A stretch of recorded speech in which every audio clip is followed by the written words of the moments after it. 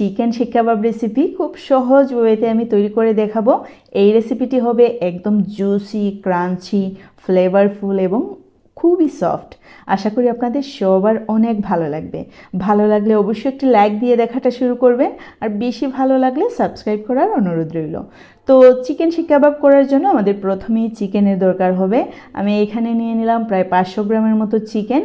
আমি নিয়েছি chicken breast piece, ছোট ছোট টুকরো করে কেটে নিয়েছি, দেখতেই পাচ্ছেন। আর একদম ধোয়ার পর পানি ঝরিয়ে নিতে হবে।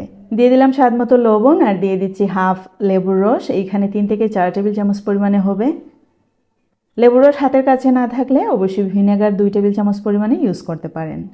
খুব ভালো করে মাখিয়ে নিচ্ছি।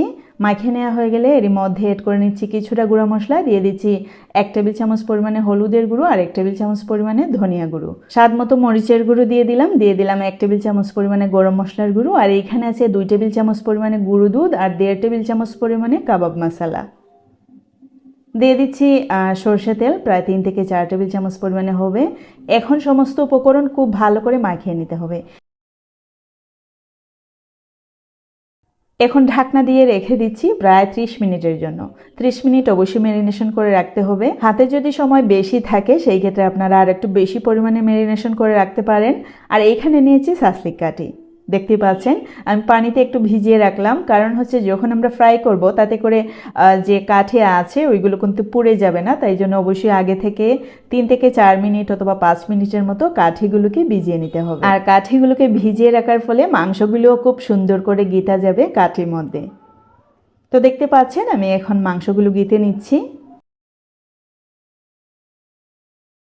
আমি প্রায় সময় এইরকম করে থাকি, এইরকম আমার কাছে একদম সহজ মনে হয়। আর খেতে কিন্তু মন্দ না, অনেক সুস্বাদু হয়।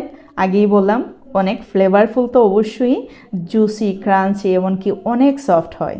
চুলে একটি প্যান বসিয়ে দিয়ে দিচ্ছি 3 থেকে 4 টেবিল চামচ পরিমাণে সরষে তেল। এইখানে আবারও বলছি আপনারা ঘি, বাটার বা অলিভ অয়েল ইউজ করতে পারেন। তারপরে দিয়ে দিলাম এই শিক কাবাবের কাঠিগুলো।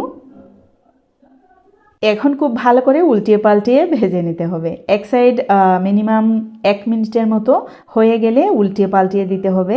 একদম সাইড থেকেও কিন্তু একটু উল্টিয়ে দিতে হবে।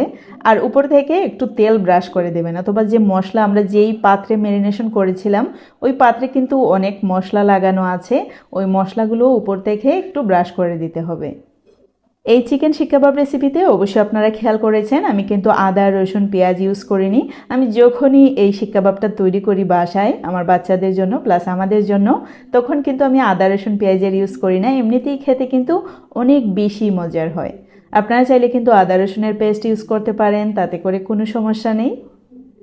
নিজের পছন্দ মতো কালার যখন এসে যাবে তখনই আমি নামিয়ে নিলাম। আমি প্রায় 20 মিনিটের মতো উল্টিয়ে পাল্টিয়ে ভেজে নিয়েছি। আমি সার্ভ করে নিচ্ছি। আমি আশা করি আমার আজকের রেসিপিটাও আপনাদের কাছে অনেক ভালো লেগেছে।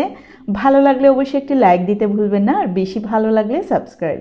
এখন আমি আপনাদেরকে একটা ভেঙে দেখাচ্ছি যে কতটা সফট হয়েছে, এমনকি জুসি হয়েছে। আমার মনে হচ্ছে চিকেন শিক কাবাব এই রেসিপিটি দুনিয়ার সবচেয়ে সহজ একটি রেসিপি। আশা করি আপনাদের কাছেও অনেক সহজ লেগেছে।